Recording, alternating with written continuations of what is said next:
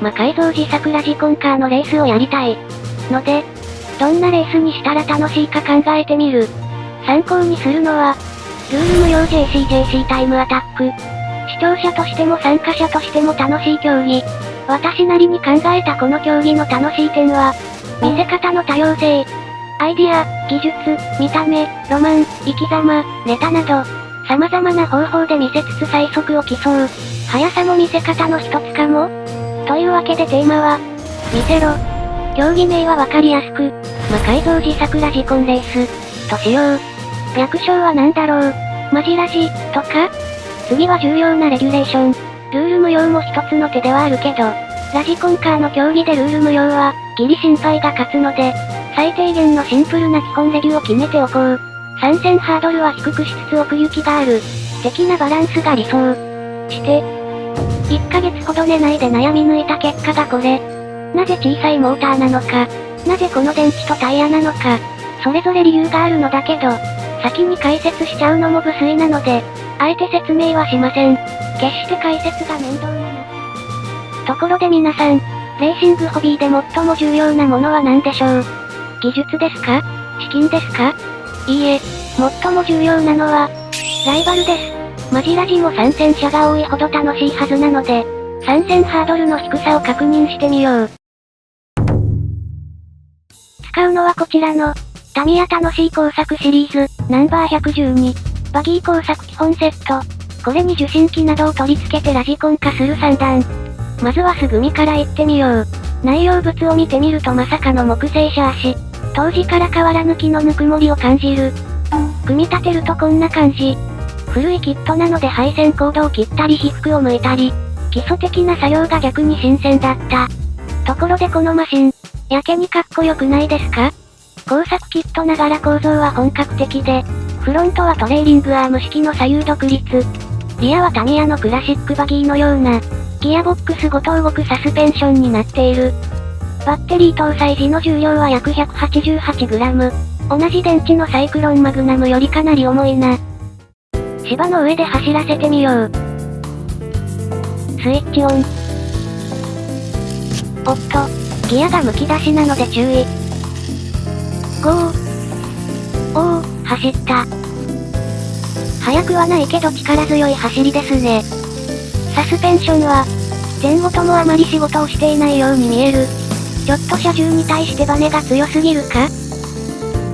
次はこれ。このマシン、なんとギアチェンジが可能なのだ。ハイスピードに切り替えて走ってみよう。おー、かなり速くなった。スペック上はローギアが63対1、トップギアが30対1となっている。比較すると確かに2倍くらいの速度差がある。次はステアリング。実際の自動車と同じアッカーマンタイプ。こんな感じで右に切っておくと。そう。右に旋回する。では左に切るとどうなるでしょうか。なんということでしょう。左に旋回するのです。さて、一通り遊んだのでいよいよメカを搭載していく。使うのはこれ。近藤化学の MC8。工作セットの改造や自作マシンの操縦におすすめ。と公式サイトに書いてあるので、今回の試みにぴったりなはず。電池ボックスや ESC は付属品を、サーボはパーツボックスに入っていた小さいやつを使う。まずは仮組みして動作チェック。プロポスイッチオン。受信機スイッチオン。モーターを動かしてみる。よし、動いた。次はサーボ。これもちゃんと動いた。あっさり動作確認が完了したので、これらのメカ類をマシンに搭載すれば、バギー工作 RC、完成だ。ま、改造ではないけど、最初のマシンだしこんなもんよ。逆サイドから見るとコードの処理が雑すぎる。まあ動けばよし。サーボとステアリングの接続は、その辺に転がっていた釣り糸を使用。やっつけ仕事感が満載だけど、意外と動きは悪くない。ただしこの方式、通常の状態だと問題ないのだけど、サスペンションが沈むと糸が緩くなってしまう。まあ動けばよし。マシン重量は約 260g。メカ類とバッテリー2本追加で、約 72g の増加となった。芝の上でシェイクダウン行ってみよう。スイッチオン。ゴー。走った。電池は増えたけど、その分重くなったのと、ローギアなので速度は使えね。ステアリングもちゃんと機能している。追いかけながら撮影するためにちょっと小細工を。スロットルを A、ステアリングを B に接続すると、スティック1本で操縦できるようになる。もう片方の手で撮影すればこの通り、迫力ある映像が撮れるってわけ。よく見るとサーボが動いているのがわかる。次はトップギアに切り替えてみよう。ゴー。めっちゃ速くなった。追いかけながらの撮影が難しいぞ。ノーマルモーターでこれなら、トルクチューンでどうなるか。ESC の電流的に大丈夫かわからんけどやってみよう。ゴー。さらに速くなった。この速度になるとサスペンションも多少は動いていそう。ちなみに動画編集の時に調べてみたら、ESC の制限が、ロック電流 4A 以下で、トルクチューンモーターの消費電流が、1.7 から 2A だった。ただしこれは推奨不可トルク時の電流なので、ロック時の電流的には NG かも。ちなみにオンロードだとこんな感じ。旋回半径が左右で違うのが気になるけど、そこそこ良い感じに走っている。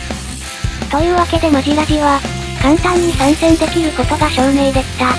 ただし、裸の男とリーダーシップ的なあれで、この手のやつは2人目が現れるかが重要。と言いたいところですが、なんと私が2人目なのです。というのも、超ニコ4区の企業対抗戦に出場していた HA 氏が、言い出しっぺの私より先にマシンを作ってしまいました。このマシン何がやばいって、ステアリングも130モーターで動かしている点。これには理由があって、去年私が先走りツイートした内容がガバガバで、サーボが使えないレギュだったのが原因です。本当に申し訳ない。ちなみに今回提案したレギュレーションも、シンプルさ優先で結構ガバガバなので、ルールの穴をついたマシンや、めっちゃ速いマシンを作るのもおそらく可能。もしあまりにバランスが崩れた際には、レギュレーションを調整したり、項目を追加したりして対処すれば良いかなと。良くも悪くもモータースポーツっぽいですね。それとこれは言及しておきたいルール無用 JCJC との違い。ルール無用 JCJC はコースが指定されているので、リモートで同じ条件で競えるのがメリット。一方で、参戦した瞬間からトップと比べがちなのがデメリット。マジラジはコースが決まっていないので、このコースでは負けないぜ、ができるのが良い点。まずは町内会1位を目指そう。とりあえず今回は概念のお話なので、まずは仲間内で遊んでみるところからスタートし、いつか大会やイベントができたら良いなと思う。というわけで魔改造自作ラジコンレースの提案でした。果たしてルール無用レーサーのあの人は参戦するのか、次世代レーサーが爆誕するのか、期待に胸が膨らみますね。とりあえず私は、バギー工作 RC 界の開発に着手する予定。